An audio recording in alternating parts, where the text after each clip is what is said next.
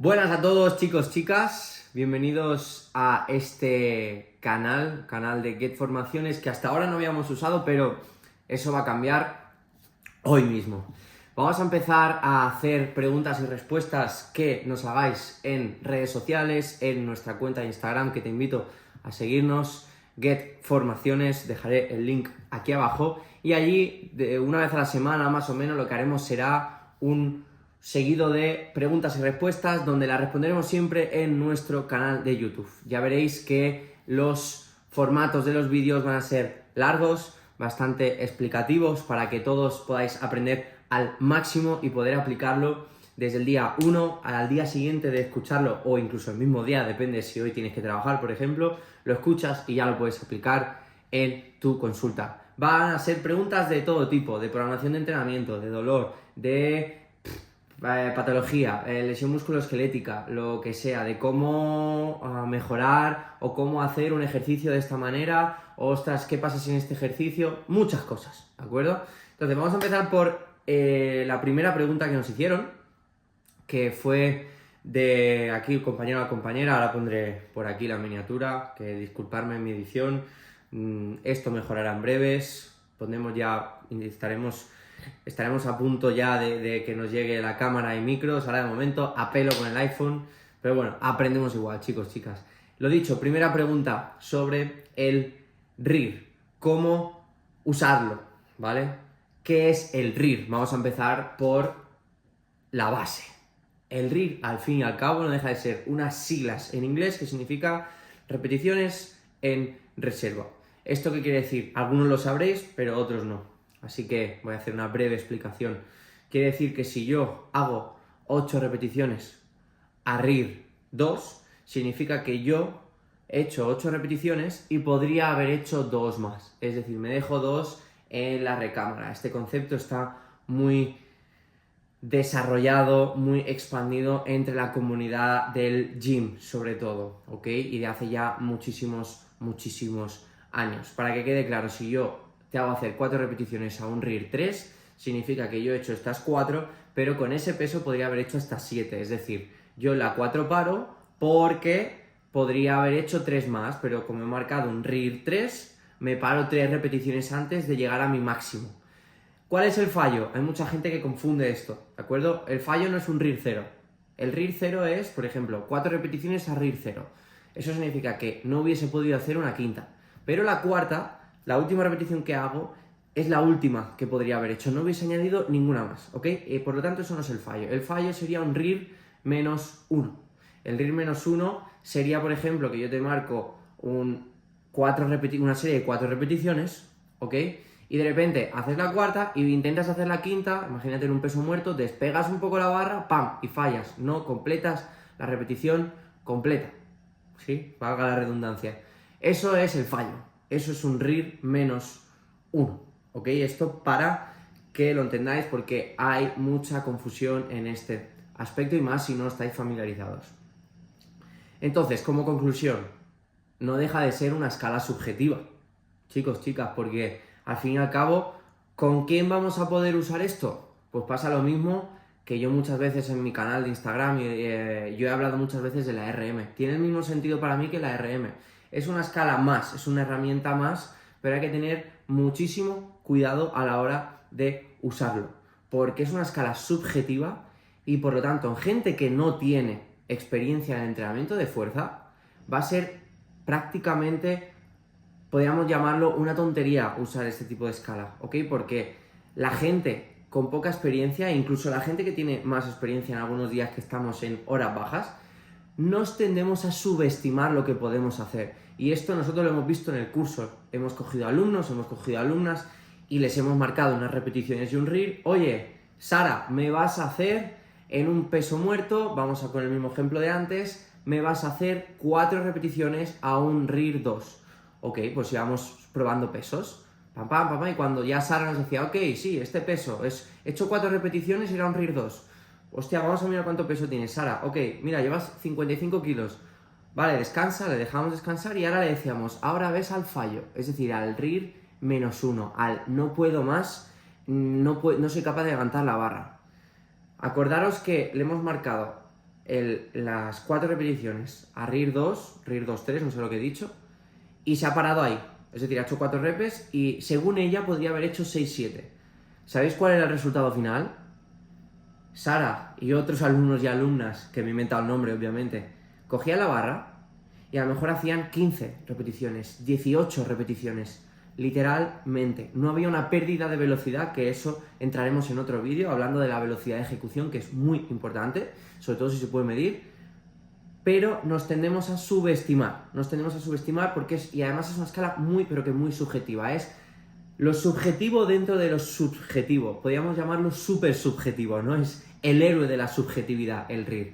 Por lo tanto, ¿cuándo usarlo? En mi opinión, solo hay cabida para un tipo de persona, que es persona que hace powerlifting o competición de peso, halterofilia incluso en un trabajo de fuerza, que están muy habituados, que llevan años y años trabajando con metodologías enfocadas a su único objetivo, tienen tanta experiencia que ya saben, si yo cojo un peso y voy a unas repeticiones, ya sé cuánto puedo hacer. Yo, por ejemplo, yo sé que con 80 kilos en sentadilla puedo hacer 15 repeticiones, ¿ok? Pero con mucha experiencia. Si me pongo 120, yo sé que puedo hacer 4 o 5. Por lo tanto, si a mí me dicen un RIR 2 a 3 repeticiones, yo sé que de sentadilla, yo sé que eso más o menos serían mis 120 kilos. Por lo tanto, yo voy a ir ya directo. Que luego a lo mejor si voy al fallo me salen 6-7, sí, ok, pero ya fijaros que el margen de error es mucho más pequeño. ¿Por qué? Porque yo, igual que la gente que entrenamos mucho, y por eso hay que entrenar chicos, chicas, porque hay que predicar con el ejemplo, sabemos calibrar mucho mejor esto. Pero el resto de gente no. ¿Cuándo usar el RIR, por lo tanto? Nunca. Solo en estos pequeños contextos, en el 0,01% de la población, powerlifters muy experimentados, que son la gran mayoría, y halterófilos en el trabajo de fuerza, más allá de los movimientos específicos del deporte, la arrancada, bueno, el clean, todo eso. ¿Ok?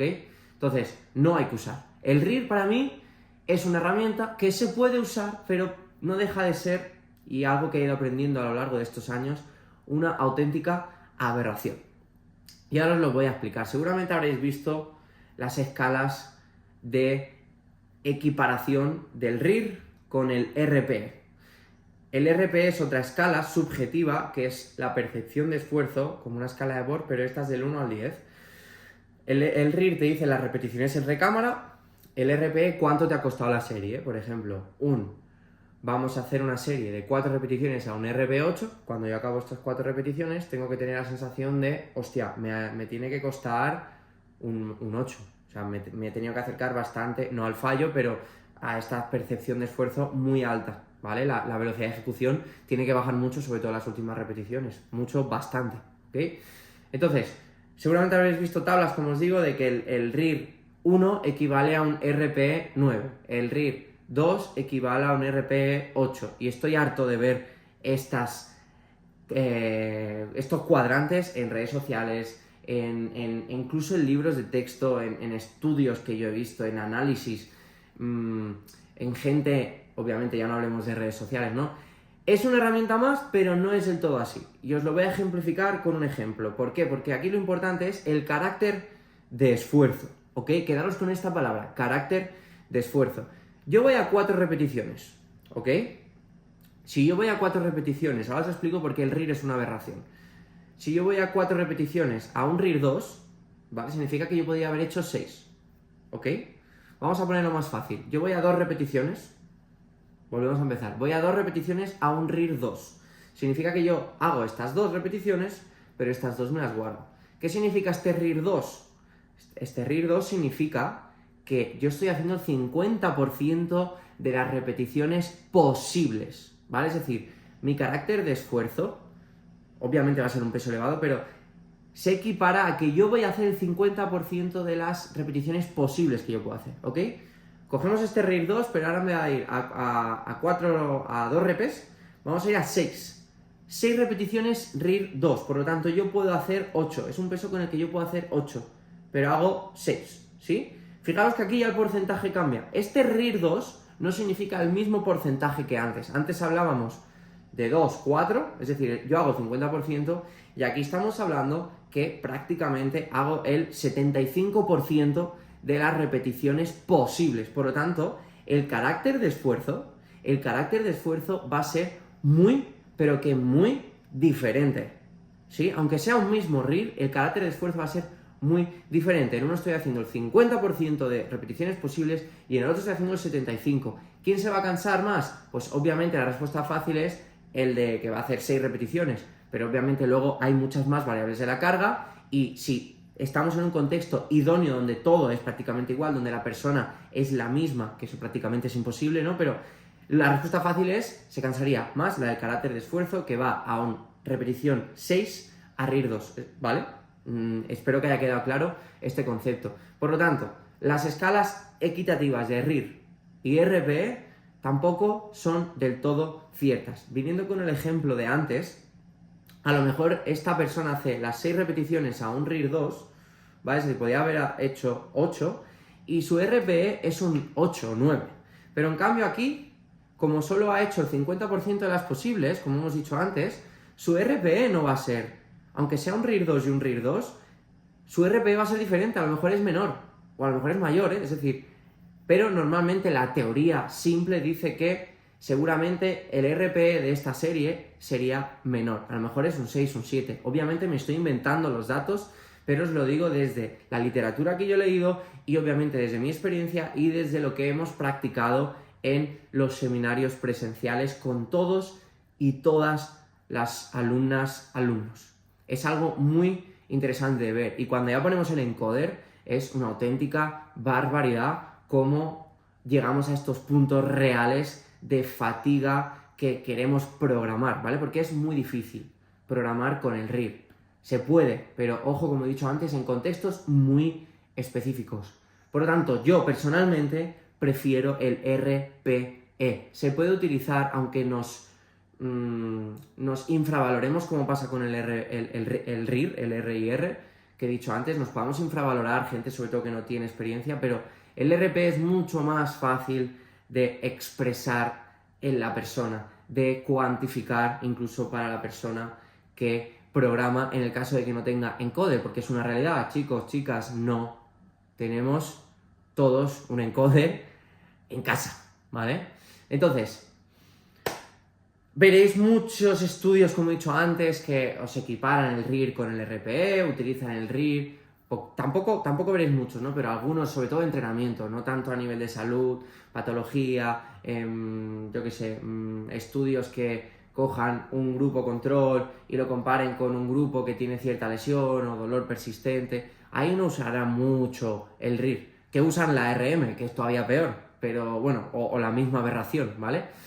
Pero son herramientas que se pueden usar, es mejor usar eso, pero ojo porque tenéis, esto es como las monedas, el RIR y el ARM son monedas de 10 centimillos, el RP es una moneda de 1 euro y el encoder es un billete de 100, el billetaco, ¿vale? Entonces, obviamente es mucho mejor el RPE y si luego controlamos otras variables como que la velocidad de ejecución en la fase concéntrica sea a la máxima velocidad posible, que esto también lo explicamos detalladamente en el curso, tanto en mi seminario como en el resto de seminarios, por ejemplo en el de cruzado, en el de cáncer de piel y luego también el presencial. Lo más importante es la velocidad de ejecución, que sea la máxima intencional posible, sobre todo en la fase concéntrica. Y luego también controlamos la fatiga, si lo podemos controlar con un encoder, sino con el RPE. Y obviamente todo tiene un sentido, toda esa programación, no voy programando sesiones sueltas, porque ese es el error número 1 que comete todo el mundo, voy programando sesiones sueltas y al fin y al cabo, ¿hacia dónde vamos? ¿Hacia qué puerto vamos? Si tú no sabes hacia qué puerto vas, todo va a ser disparar al aire. Entonces, chicos, hay que aprender a programar a largo plazo, mínimo a 12, 16, 20 semanas, que es donde la evidencia científica nos dice que se generan cambios, tanto en el tejido como a nivel sistema nervioso, como a nivel de, por ejemplo, kinesiofobia, que ya hablaremos en otro vídeo de cómo exponer a una persona con dolor al ejercicio, con estrategias, ¿vale? Es uno de los siguientes vídeos que vamos a ver. Pero, importante, conclusión final, el RIR es una herramienta, pero ojo con esa herramienta, preferiblemente utilizar la otra escala subjetiva del RPE, que es del 1 al 10, cuánto me ha costado, ¿ok? Y ahí poco a poco veréis cómo la persona cada vez va calibrando más, y a medida que va entrenando más con vosotros, o si lo programas ahí online, como ya ha hecho muchos entrenamientos, ya se va habituando y ya sabe más o menos en qué pesos moverse, ¿ok? Entonces, el RIR, el resumen sería ese. Espero que os haya gustado el vídeo. Si os interesa, espero que compartáis con compañeros, compañeras, fisioterapeutas, entrenadores, podólogos, osteópatas, fontaneros, policías, que me da absolutamente igual compartirlo con toda aquella persona que quiera aprender más sobre ejercicio, sobre entrenamiento, y nos vemos en el siguiente vídeo. Un abrazo.